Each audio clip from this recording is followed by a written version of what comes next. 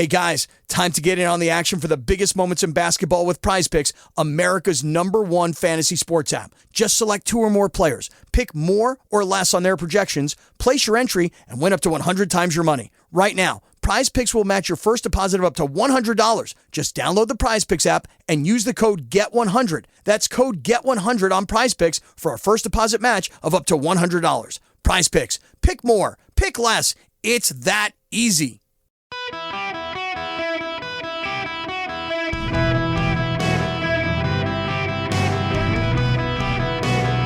Welcome to the Eric Erickson Show podcast, Hour 2. Hello, America. Welcome. It is Eric Erickson here. Today, on this more equal day than ever before, the United States Supreme Court strikes down race-based preferences in college admissions today and also advances a case, Groff versus DeJoy, that we'll get into that protects people of religious faith from job discrimination. But before we get to all that, I do want to acknowledge we have some calls, 877-973-7425 if you want to discuss these decisions. And I don't want to move to the Groff versus DeJoy case without taking Griffin's phone call here. He's up first. Griffin, welcome to the show.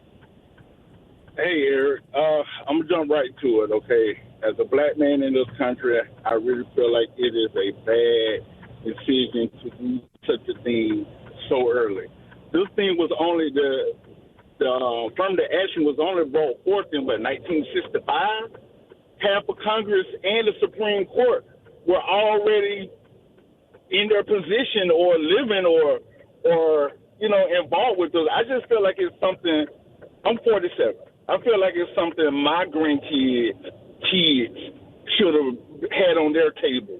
Not the same people that was eating off of the before affirmative action plate. Now I would say, oh, okay, yeah, let's get rid of it. But you see what I'm coming from? I don't feel like it has been around enough. We're not that far removed from the racial rift of our country. We're not that far removed I feel like for these people to do such a thing now. Okay, so let me ask you this, though. Let's grapple with the particular facts in both of these cases. That what the facts were, the undisputed facts, I might add, is that Harvard and the University of North Carolina were explicitly rejecting Asian students so that they could have a balanced number of Hispanic and black students.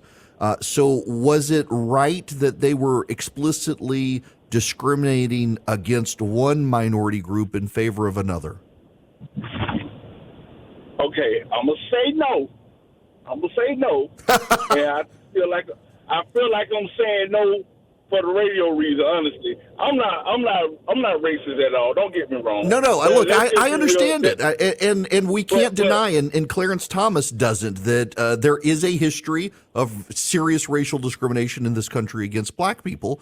But what he says in his concurrence, and what the Chief Justice says, is we've got to stop looking at people based on race and instead look at individual circumstances. So if you have a black applicant from a poor neighborhood who struggled with crime and was able to be academically successful, that's a legitimate reason to grant that person to school. But to say, well, all black people suffer in the same way, therefore we must elevate them and punish Asian students who also, because of their color of their skin, may have been discriminated against, that's wrong. Okay. Here's my thing, okay, and I'm just being very frank with this. Most Asian people and most Indian people, a lot of them people, they get their education and they get these degrees and they leave this country and go take care of their own. Okay, they just lay it out there like it is. Okay, they are not a lot of race mixing when it comes down to the majority of those people. I'm going to lay it out there like it is.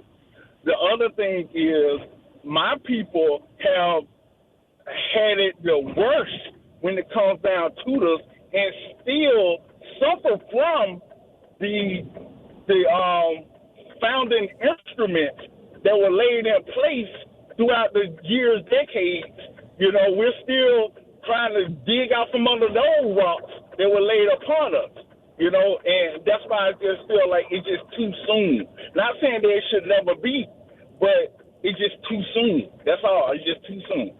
Look, so I appreciate what you're saying. I know we obviously disagree here, but I appreciate, one, your candor and your honesty here. And I would also say, I guess my concern, and it's the concern voiced by the Chief Justice, by Clarence Thomas, by Neil Gorsuch, by Brett Kavanaugh as well, is when is it long enough? Is it we know it when we see it? Because if we know it when we see it, we are actually at a point academically in this country where we don't need it, given that, and this is a key here, that the majority of colleges and universities in this country, roughly 80% of them, do not use affirmative action criteria anymore for colleges. It is essentially just the top elite institutions in this country, the biggest schools that do. Most don't. So why should we allow these elite institutions to continue to do it?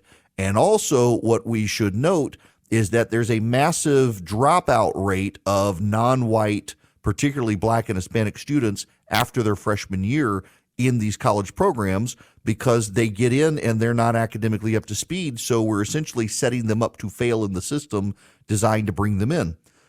I understand the concern. I don't want to be dismissive of the concerns, and I don't think you can in this country, given the history of race in this country. But I do think you have to acknowledge that if you are upset with this decision, what you are saying is that Harvard and the University of North Carolina should, in fact, be allowed to discriminate against other minorities and pick and choose which minorities you can and cannot discriminate against. And the irony here, the ironic part of this, is that this comes less than 2 years removed from a hand-wringing conversation by the same people about anti-Asian violence in this country. And yet they are opposed to anti-Asian violence, but they are perfectly okay with anti-Asian discrimination. Reconcile that for me. I can't do that. 877-973-7425. Maurice, you're going to be up next. Welcome. Hey, Eric, how are you doing today, buddy? Good. How are you? I'm good. Eric, I would say that you are one of the most logical people that I've ever had the experience of listening to. So it's not a lot of things that I disagree with you about, and I don't disagree with you about this one either. But as a African-American conservative is what I would consider myself, one who tends to try to, see past racial boundaries. I don't carry myself during, a regular day in the life of myself. Race doesn't even come up. I can't say that I've interacted, had negative interactions with anybody opposite my race ever in my life as a 45-year-old. But what I can say is this decision I'm conflicted by it a little bit. Just somebody who has small children, elementary school children. I agree with your logic. I agree with what was laid out, but I'm still it doesn't stop me. Okay, Maurice, can I jump in for you? Mm-hmm. Yeah. What you're saying is logically, irrationally, you get it, but emotionally, there's a problem, and I totally get that. And Clarence exactly Thomas and Neil Gorsuch address that. And essentially what both men say in their concurrences is they understand, but that to get us past saying, I am Black, therefore I must get X, Y, and Z, what they need to say is, I am a person who overcame these struggles that I individually experienced, not a race of people experienced. And therefore, you should look on me for overcoming these. What Thomas says in his response to Ketanji Brown Jackson's dissent is that we should not be looking at people who are Black and say, because you're Black, you're a victim of circumstance, because there are also poor white people in Appalachia who are similarly situated. What we should do is we should take the white kid from Appalachia and the Black kid from South Georgia, like Clarence Thomas, and say, look at what they individually actually faced in their communities and how they overcame those. And we should accredit to them their willingness to face hard times and try to conquer those hard times. And I am that person as well. Yes. I'm that person as well. I've done. So I totally get the emotion on this one, Maurice. I totally do. Oh, yeah. So, like I said, I'm not calling to disagree. I'm just saying that for a person of my ethnicity, I could definitely see how someone would be conflicted emotionally by that, because if you have kids, if you have smaller children at that, you just hope, just like you said, you just hope for humanity at the end of the day to prevail, and that people, and that we are all literally now on an equal footing, and you don't have gatekeepers standing in the way that are deciding the fate of your kids. That's what you hope. And I think that most people who are going to call in here and going to disagree, they can't disagree on the merit of the issue, on the facts of the issue. They can't. What you're disagreeing with is you are hopeful that humanity has progressed in such a way right now in 2023 that we can look at each individual and judge them off their merit, off their willingness to do the same work, off their accomplishments, whatever it is. That's what you got to hope for. And I don't know if I have that much hope in humanity. Well, given humanity, Maurice, I don't have much hope. Remember, people are stupid. Yeah. But yes, I see what you're saying. And, I go back to John Roberts in one of his last dissents over an affirmative action case was the way to stop discriminating is to stop discriminating. And we're always going to have racists. 1,000%. But and I'm going to together give you we got to work here. Yep. I'm going to give you a plug here. I've always told people as a black conservative, I'm not even say a black conservative. I've always told people that may not be politically aligned with my visions of politics in today's world. I've always said, you need to listen to this guy, because this guy you make people forget about Democrat, Republicans, because you're such a logical person, and the way you bring things to the forefront and the way you dissect certain things definitely opens up, and I think brings additional people into the party and on a different platform and a way of thinking. So keep up the good job. Well, that was very kind of you. I really appreciate it, Maurice. Thank you very much, and have a great day. Thank you. Really, that's too kind. 877-973-7425. Before we get to break, let me take one more call here from Drew. Welcome, Drew. How are you? I'm doing great, Eric. How are you? Great. I listened to the previous two callers. I believe it's previous two, and I'm Drew, but I'm also black, just as they are, and I love the decision. I think it's a long time coming, and I think Justice Thomas eloquently put the situation that we're facing in this country, and the situation that we're facing as black individuals.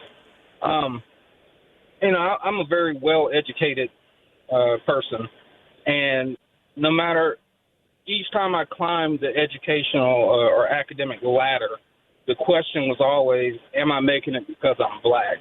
And, once I got to law school is when it really started to bother me.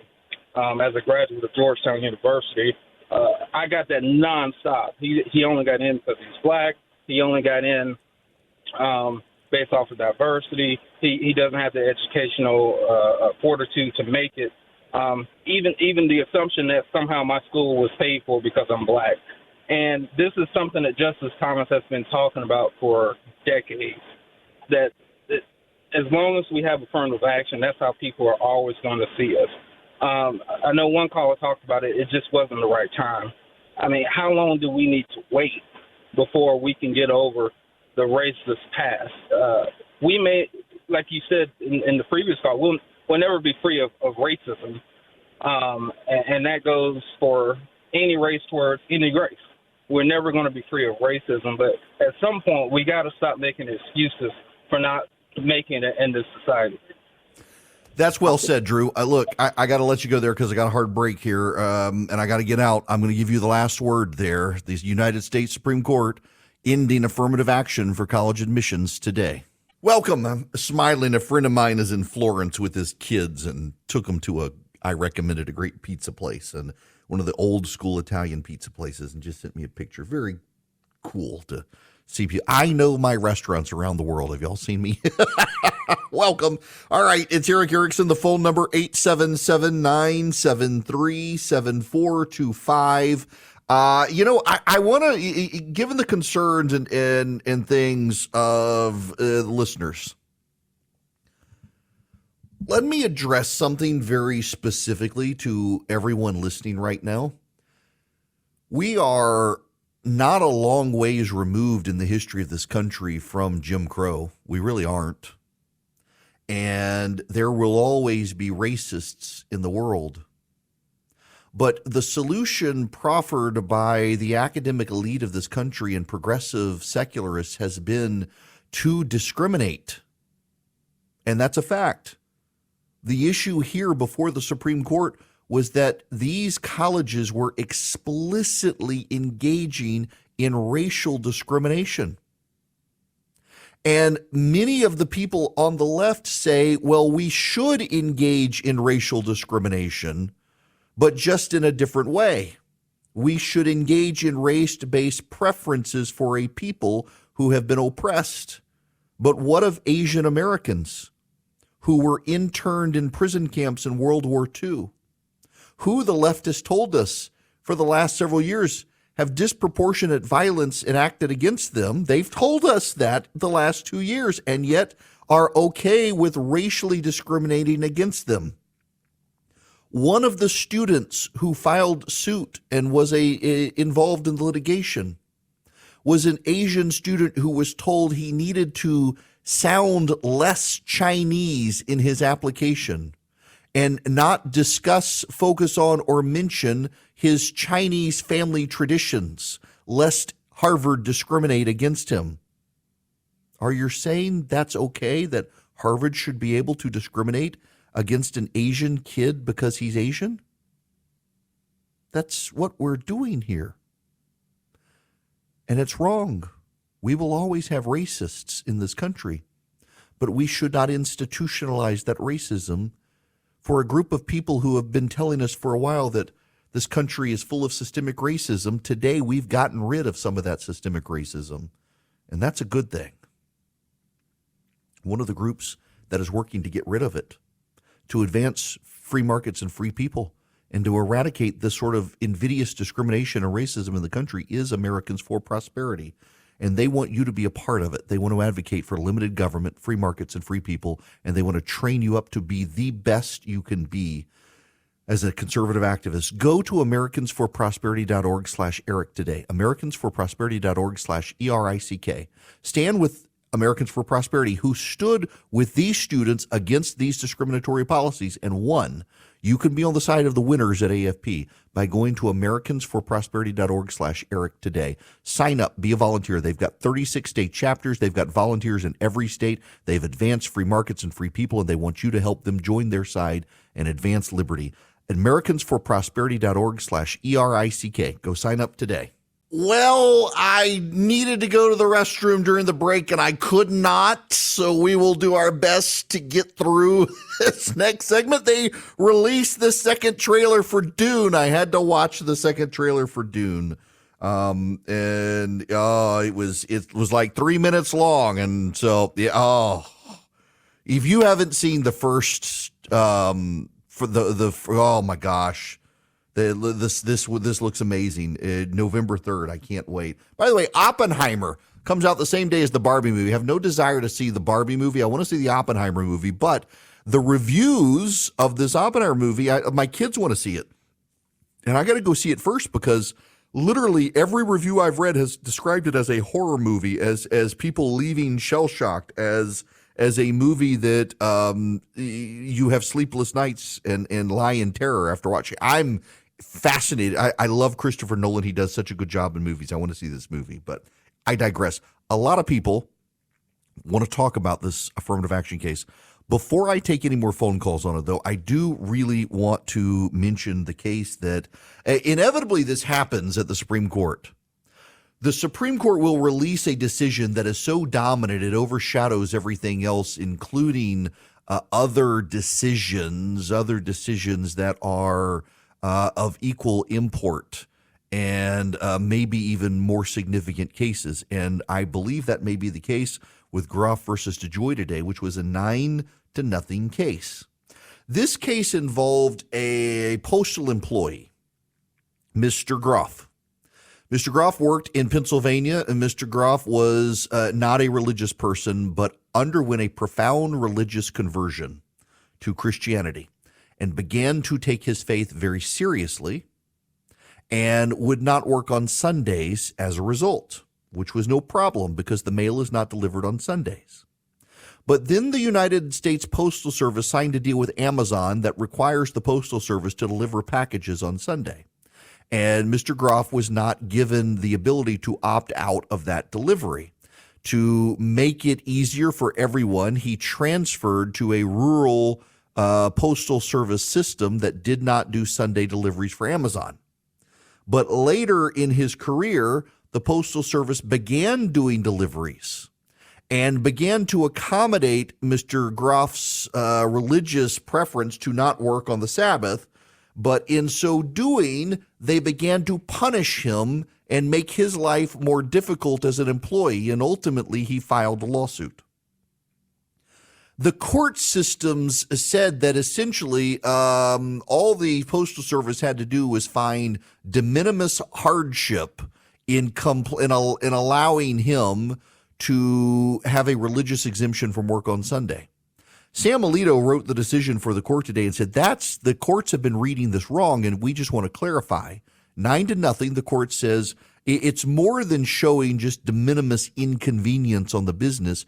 You've got to show that there was an actual economic hardship to the business outside reasonable bounds to accommodate the religious preference of your employees. That's what the court has always maintained. It's been 50 years since we've ruled on this, and we want to make it clear. You can't just show de minimis inconvenience to the business. You've got to actually show a measurable economic hardship if you were to allow this employee to take off the Sabbath. And we don't believe they can do that. And he says at the end, we're not saying the Postal Service can't win the case, but we are saying it's going to be pretty hard for them to win the case. And this was a unanimous decision of the United States Supreme Court today that essentially it's sending the case back to the lower court and has stacked the deck in favor of the Christian employee, saying you've got to be able to accommodate people's religions. This guy went out of his way to disrupt his life to avoid impacting the business, and now the business needs to go out of its way to avoid impacting this man's compliance with his religious observances. It's a good case that I suspect is going to echo even more so than the affirmative action case, in the main reason being most colleges and universities don't use affirmative action criteria. Only a select few do. And the Supreme Court has gotten rid of those. But every employer out there deals with religious employees. And in fact, the case that is relied on, it's the Hardison case, if I remember right, it involved TWA Airlines and an employee who didn't want to work on Sundays. And this case, because it involves federal labor law, impacts both the public and the private sector when it comes to accommodating the religious views of employees. It'll be ultimately, I think, a big deal. And they're headed in the right direction to accommodate religious employees. Now, the question is, Alito wrote this majority opinion. He also wrote another majority opinion that came out today that was another kind of a corporate law case. Does this affect 303 Creative, and who writes 303 Creative, and how is it decided? We'll find out that tomorrow. That's the case of the web designer who doesn't want to use her artistic skills to make websites for same-sex marriages. We'll see how this plays out tomorrow. Now that you're filled in on that, let's get back to the phones. The phone number here, 877-973-7425. I want to begin with Sheila. You're going to be up next. Welcome. First and foremost, continued prayers for your wife's good health. Thank you very much. Absolutely. My husband and I have been discussing this whole SCOTUS. We are two black parents who've raised successful young black women. And what has been very clear in the very early stages of affirmative action, I believe, and what it's evolved into is a cover for the poor public education system. This public education system has been churning out students, lowering standards, watering down grades, churning out ill-prepared black and brown children, and then demanding under the cover of affirmative action that universities accept them. You earlier stated the statistic of the incredible number of black students that wash out or leave these institutions after their first year. That's because they're ill-prepared for the rigor of that curriculum. And now you'll hear the loudest voices. I'm surprised Weingarten isn't up there screaming with blood dripping from her eyes, because the fact is that now they have to make assessments on merit and on personal perseverance as opposed to race. That exposes a very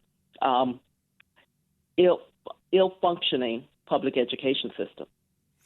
Look, I think that's well said. Eric, I think if you look at those statistics of those black students that wash out, I bet a huge percentage, if not all, are coming from the public education system and not from homeschooled and not from private educational institutions. Oh, undoubtedly so. And that's another reason I just think we got to give school choice to people. Sheila, thank you very much for that call. 877-973-7425. Kathleen, you're going to be up next. Welcome. Hey, Eric, can you hear me? Yes, I can. Hey, it's in regard to this SCOTUS decision. It just kind of reminded me of a conversation I had with some family members that live in New England in the Massachusetts area. And some of their younger children, they were concerned about them being in the public school system. They didn't think they were going to get a good education in the particular system that their kids were in a suburb of Boston. And I said, well, doesn't Massachusetts have the best education system in the United States? They said, well, yes, that being Caucasian, the problem that they're having in their community is the Asian students are so competitive and so smart that they, as Caucasian parents, feel like that their kids aren't going to get a fair chance or are going to feel less adequate. That just goes to show you how academically, I guess I don't want to call them superior, but obviously, I'm for the fact that they actually brought this case to the Supreme Court. But it just reminds me of something that my family members that live in that area, so, Caucasians Kathleen, are having a problem with, because the Asian community and their children have such academic rigor. When it comes to their education. What is notable about the Asian academic success in the United States is that it defies socioeconomics. So poor Asian families and rich Asian families, their children all are more academically successful. They have the lowest instances of divorce in the United States. The families tend to be more tight-knit. There's a lot that the rest of us could learn from how Asian families in this country at a socioeconomic level operate. Very tight-knit, very close families, very few instances of divorce, lots of hard work, and high expectations of the kids. And they should not be punished for that, which is what Harvard was doing to them. It's just remarkable. Tia, you're going to be up next. Welcome to the show. Hello. Hi, how are you? I'm fine. How are you? Great. And you're hilarious, and you really present your ideas and your perspectives so well, and I thank you for that. I would like to make a statement about Kathleen and the lady that just spoke. Mm-hmm.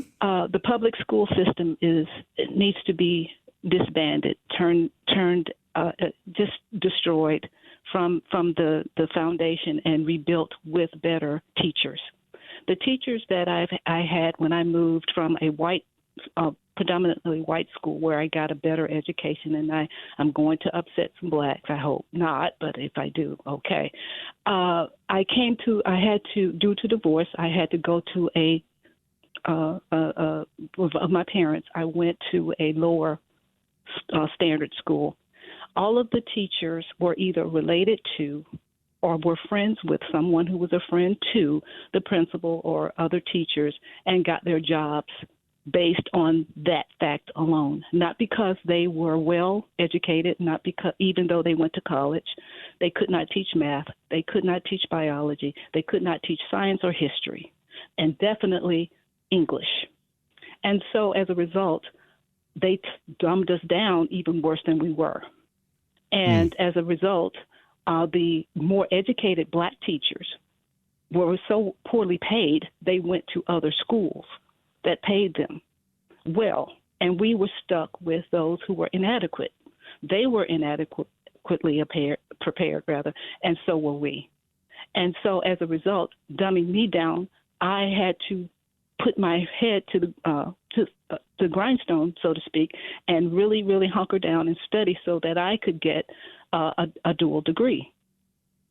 But my other classmates who couldn't read ended up alcoholics, drug addicts, and so forth. Some were just passed along, never knowing how to read above a fourth grade or fifth grade level. And so it's going on and on and on from the 70s, 80s, 90s to the present. The public school system is a joke, and it needs to be repaired. But you have to pay those teachers. You do, but I gotta say, in my experience too, and thank you very much for sharing. But I gotta say also, we can't just say it's the teachers that suck, because there are bad teachers in public schools, and I've experienced my fair share of them. But also, I feel really bad for the good teachers who are in schools where you got collapsing families around them, and you've got babies taking care of babies because mama's at work and daddy's in jail. And it just, I think we got to be mindful of that from the teacher aspect of it as well. I hear from so many teachers who hang in and struggle, and the odds are against them, and they're unfairly targeted because the kids come out of their classrooms and they're barely able to read and write. The teachers are just glorified babysitters, and that's not what they want. And then you eventually get to the point where the teachers, the good ones, are able to transfer to a better school to actually be good teachers, and they do bring in worse people to fill the void, to be the babysitters. And the public education system is to a degree a reflection of the collapse of society around us, but we could do better and allow the people who have the opportunity to get out of those schools. And that's why I think school choice is the civil rights issue of the era, and we've got to advance it wherever we are, and give kids who have a way out that way out so they can improve their lives, and not say, well, they must suffer because others can't. We should give those who can the opportunity to do better. Now, I want to give you the opportunity to do better in your home and your business with your computer systems. Instead of going to buy just the generic off-the-shelf box at the local big box store that's already put together for you, you can call Vision Computer. They will build the computer, not just the computer you need, but the computer you want. And they'll make it upgradable, so you don't have to keep buying a new box. You can just upgrade your computer, and then they will service it for you. They will be your IT department for your business or your home. Can you imagine having a phone number that you can call when something's not working on your computer, down to it's unplugged and you didn't realize it? And Vision will diagnose the problem and help you. They actually answer the phone. They pick up the phone. They answer it. They provide you great service, much of it remotely over the internet, so you never even have to take your computer to them to get it fixed. They can do that for your home. They can do that for your business. You have 20 employees, and they each need a computer that specs out differently, and they all need tech support. Vision can be that person for you, that business for you, that provides them each the computer they need and want, and also helps them with their tech support. And you get it at a better rate than you're going to get from anyone else. Go to visioncomputers.com, visioncomputers.com, or call them 404-COMPUTE. If you call them at 404-COMPUTE, anywhere from Kalispell, Montana to Miami, Florida, call them and tell them you want the Eric Erickson special. They'll give you a great deal, and then they'll be your IT people. They will fix your computers for you.